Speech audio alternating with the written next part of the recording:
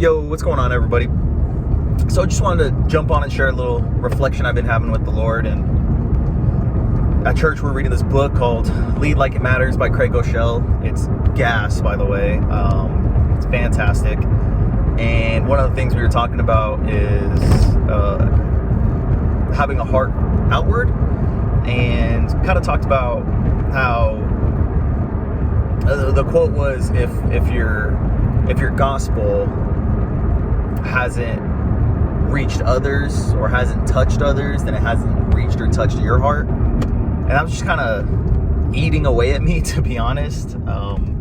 I was born and raised in church and grew up in the church, and had my falling aways and times where I wasn't close to God at all, and all that type of stuff. That's a different story for another day. But one thing that I feel like I've never done really well is actually just share. I'm comfortable sharing with people who have the same mindset as me, those who grew up in church or are a little more accepting of the idea of having a relationship with God and Jesus and all that type of stuff. But for those who aren't or don't, I'm like, oh, let me shy away from that. And I guess the sucky part is the reason I'm comfortable with that is because it's easy. It's like talking about sports with someone that is a sports head. It just comes natural, right? It comes easy. It's a little more difficult if you don't know where they're at and what that's like. But kind of one of the points that he made was, again,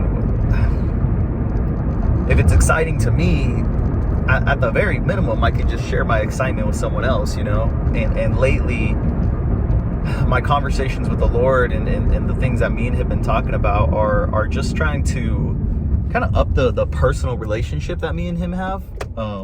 Again, because I grew up in the church, I get so caught up with like the rules and what the Bible would call like the law, and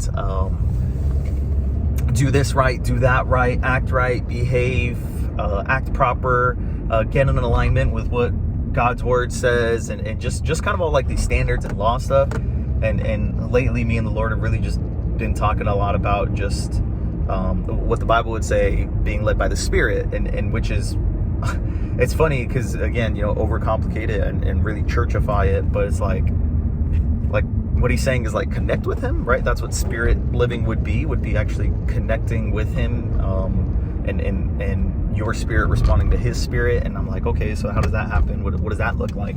And literally mine and the Lord's conversations lately have been just me telling them how I feel, what I'm thinking, where I'm at, stuff like that, right?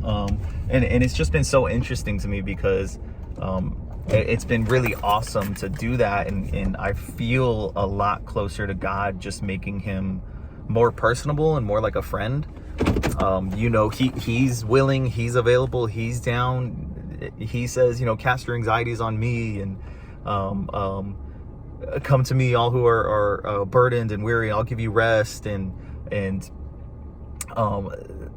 it says that Jesus went through, this God who wrapped himself in flesh and went through every human emotion so he can empathize with us and understand. And it's like, I don't take him up on that offer. I just want to focus on like the parts that are like, do this and do that, and love the God, love your God and honor your parents, and just 10 commandments. It's all like just do.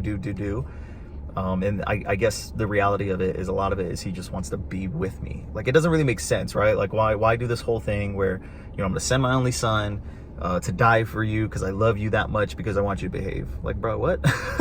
Right? Like, that doesn't make sense. Like, there has to be more to it. And the closer I get to God, the more I realize it's literally just this love relationship. Like, why else would he want to do that? Why else would he go through all the trouble of creating all this and creating me and saying things like he knows every hair on my head and I was fearfully and wonderfully made, for me to behave? No, because he loves me. And what does a love relationship look like? It just looks like hanging out and spending time and talking to each other and honoring each other and blessing each other and pleasing one another and doing things that would make you smile and stuff like that. and then being real and raw, and this is where I'm at, and I trust you with my emotions, and I love you enough to tell you what's really going on in my heart, and those sorts of things. So yeah, that's just kind of where I've been at. And so, tying those two concepts together, the whole, my thought life and my feelings, and just sharing Jesus with people, it's like, why wouldn't I? I've found so much freedom, and I found so much love, so much validation, so much affirmation. I have a place to go every day. I don't know about you, but when I wake up in the morning, I don't wake up with a great thought life. I just really don't. I wake up sometimes depressed, maybe borderline depressed. I wake up with a lot of self-doubt. I wake up with a lot of anticipation or anxiety. I wake up with a lot of sometimes fear, and I'm like, what am I afraid of? And a lot of times where I just like, I don't want to do nothing today. Let's just play video games and watch TV and anime and yada yada. And I realize the more that I just wake up, I acknowledge that all that's going on, and then I start to talk to God about it. Hey, Lord, I feel like crap. Hey, Lord, I feel like I don't want to do anything. Hey, Lord, I don't know why, but last night, me and you were really good, and we had a great conversation, and I felt really close, and I felt your love and your embrace. And this morning, quite the opposite, and I just feel distant and far, and I feel like you're mad at me, and I don't know why, and all kinds of crazy stuff. Hopefully you guys don't think I'm crazy, but hopefully you relate a little bit. But then I just talked to him about it. And what's really cool is he talks to me about it, and he listens, and he understands, and he gets it, and he's not intimidated by my feelings, and he's not offended that I felt close to him last night but didn't feel close to him this morning. And he's just there. He's just there. And it's really cool too, because the more I get away from like, I need to behave and act right, and the more I'm just real with him, the easier it is to behave and act right. He comes in and, all right, I hear you. I get what's going on. I understand. And then he doesn't just leave me there. It's not this like, it's not like a vent sesh and I'm just like, and then I'm just there, like, I'm stuck. No, like he hears me, and then he says, all right, son, I know what's going on. Let me help you out with that.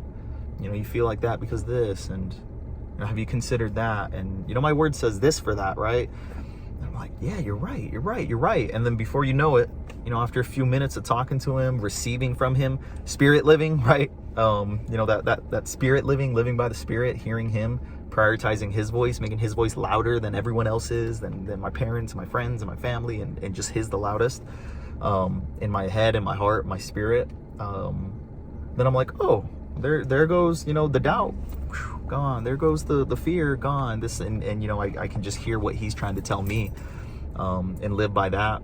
And then again, I feel really close, and it's just like, man, it's so wonderful. This God the God of my feelings, the God of my thoughts, the God who loves me that much. So anyway, yeah, maybe I'll share more stuff like this with you guys. Maybe not, if I weenie out or get a little proud or prideful about it. But I figured it's the least I can do, man. I really do love God a lot, and I love the way that he treats me, and the way that he talks to me, and the way that he is with me, and everything that he's been into my life up to this point. So it's like, man, the least I can do is just share it. You know what I mean? Not just on church on Sundays with all my friends who already know, what I believe, but just with anyone else too, right? Anyone who feels like they need hope, anyone who's, has that hole in your heart.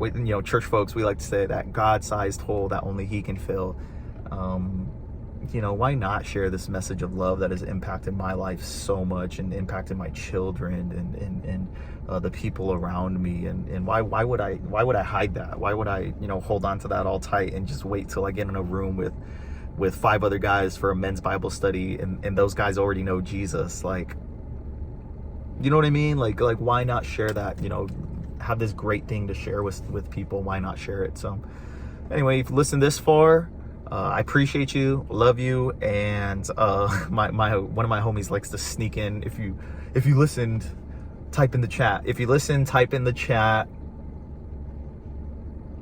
I don't know. Literally the first thing that came to mind was, no, never mind. Let's pick a different word. Cookie. Yeah, we'll just go with cookie so this doesn't get weird. Okay, if you listen to this point, put a cookie or a cooking emoji in the chat.